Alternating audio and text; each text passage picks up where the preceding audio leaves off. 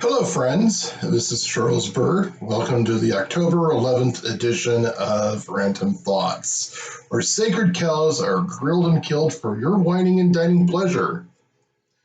Now,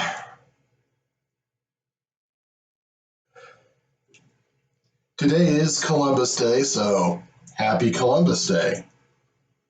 Yes, I celebrate Columbus Day proudly, without any apology.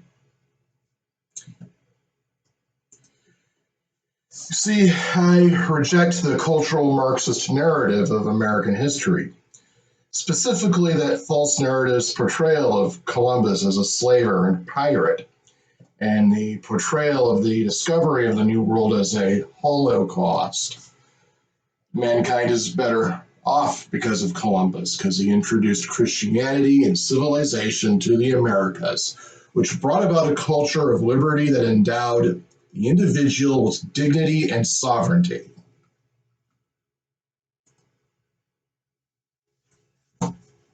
Yeah. I don't care how many friends I lose over it. I don't care how many people laugh at me about it. I don't care how many people screech at me because of it.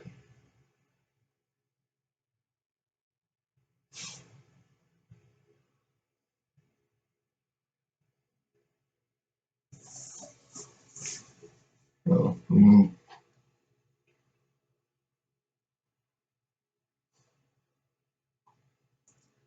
So, yeah.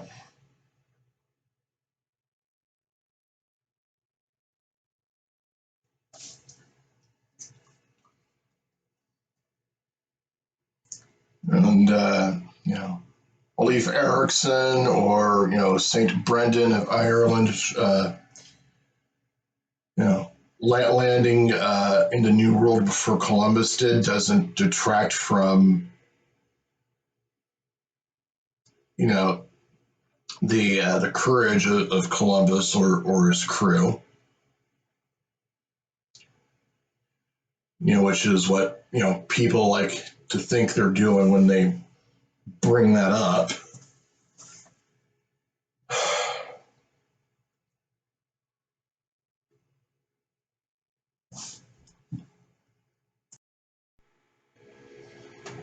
And to those of you who are on the right, who like to join in with the left on Columbus bashing, you forget that you are riding on the shoulders of giants. You're an ingrate. You're despicable. Stop it. Stop it.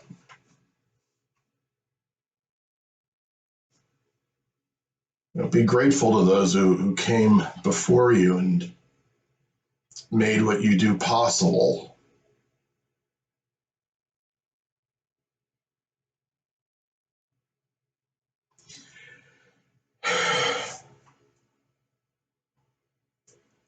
A little bit earlier today, I was on MeWe and I got into it with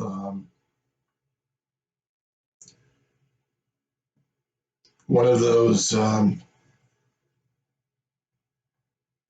quote unquote conservatives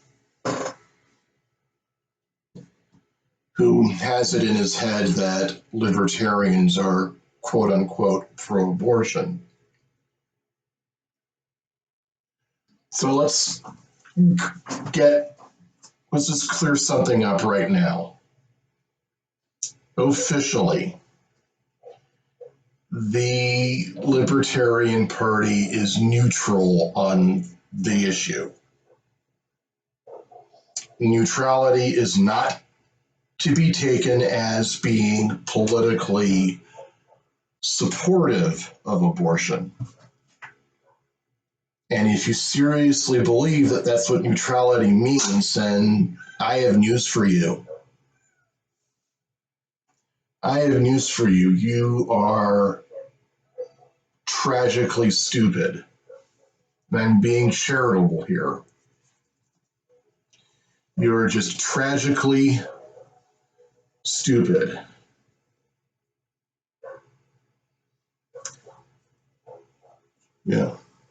I myself am pro-life. Abortion is murder. Murder is not a victimless crime. Murder should be prosecuted. Those who commit it should be punished.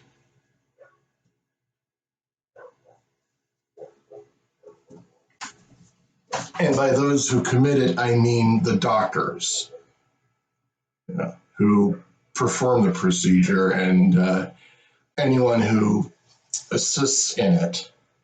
I wouldn't penalize the mothers because historically that they were never prosecuted.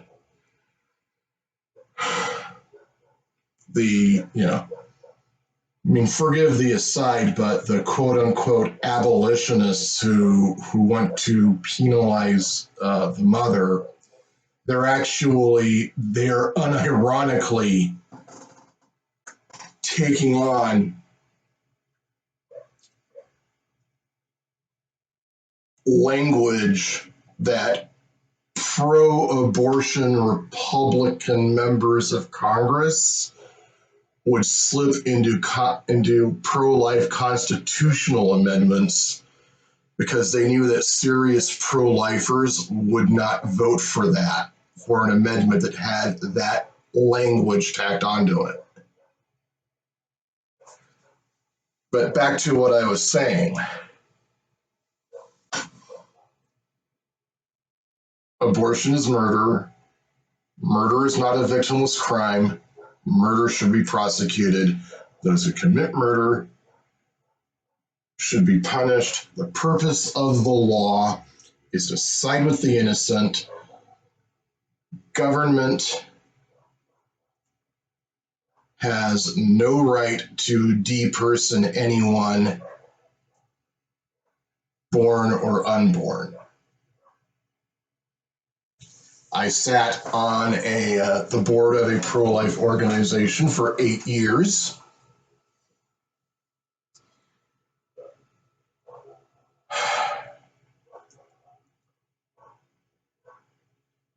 Actually, 9. For 9 years. I had participated in the 40 Days for Life campaign. So I actually have pro-life street cred. Most libertarians that I know or know of, including no less than Dr. Ron Paul, including Justin Amash, Jacob Hornberger, Dave Smith, they're all pro-life. Most libertarians I've encountered are to varying degrees pro-life. You've got those who oppose abortion in principle, but don't want to get the state involved. You've got people who hold the position that I do, that it is murder, and that murder should be prosecuted because it's not a victimless crime. And then you have the consistent life ethicists who, in addition to being opponents of abortion, also oppose the death penalty. They're very anti-war. Some are total pacifists, others aren't.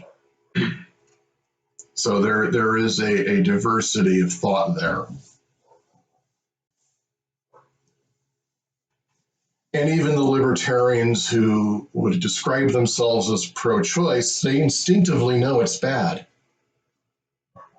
They instinctively know that abortion is bad. That's why they don't demand taxpayer support for it.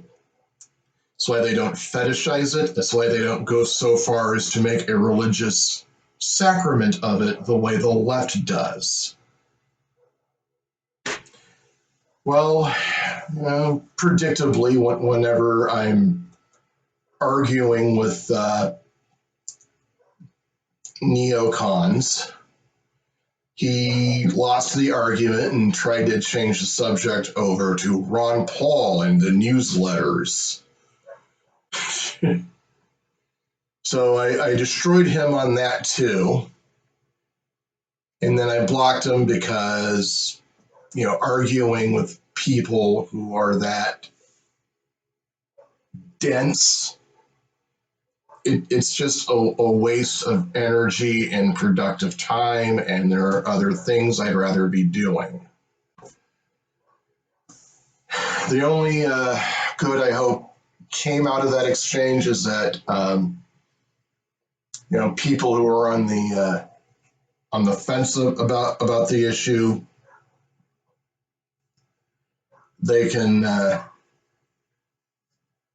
do their own research and realize that I was the right one in the argument. That I was the sane, rational one. He was just the one who was just, copy pasting crap from, whatever warmongering theocrat garbage, site he's been, copy pasting from.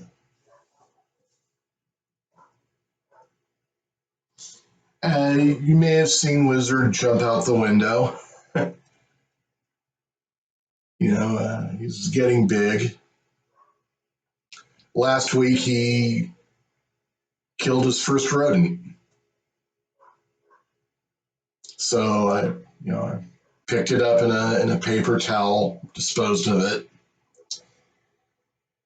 Came back, and there he was tearing the head off of another rodent, one of those little field mice. In Airport District, we get field mice, and then we have what are called roof rats. And those buggers get big. So, Wizard killed 2 of those within the span of 2 hours.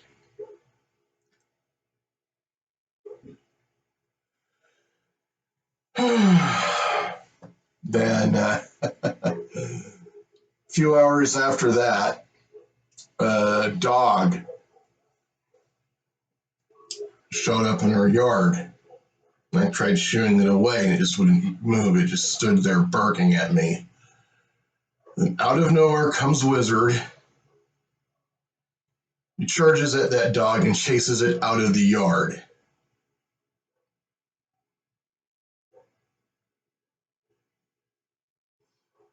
Then he looks right up at me, his chest all puffed out. I mean, he's a tough guy. He is. I'm afraid to get him fixed now. I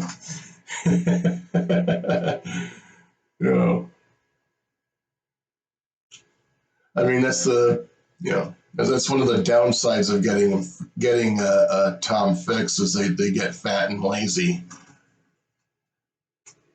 But the upside of keeping him intact would be him being gone for hours, sometimes days. And there's the likelihood he could get struck by a car.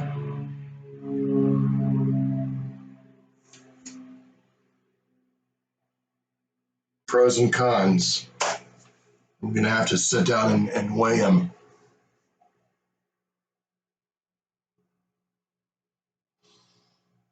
All right. A few months ago, I watched Masters of the Universe on Netflix, being 80s nostalgia being one of my interests. And, you know what? I'm going to just save you 5 hours and tell you exactly what happened in it, okay?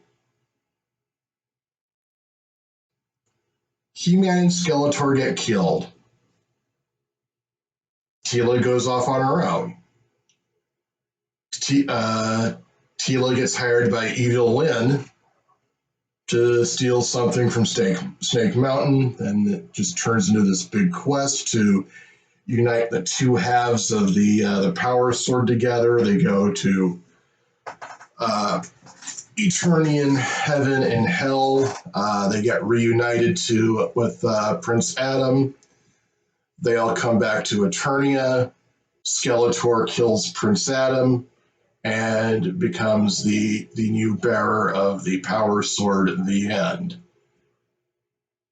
Oh, and Mark Hamill is totally miscast as Skeletor, especially when he's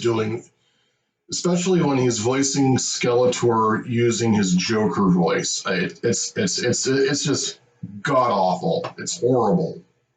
It is. it is, okay? So there, you're welcome. You won't have to spend 5 hours watching it. It sucks.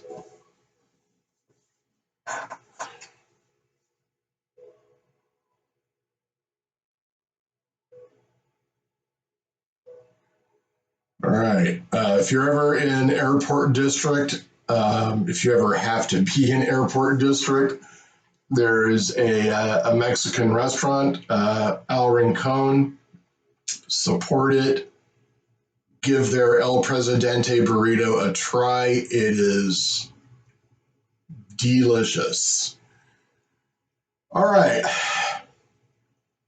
I'm going to leave some stuff for you in the description, a website debunking some myths about Columbus that have been circulating and where those myths are coming from.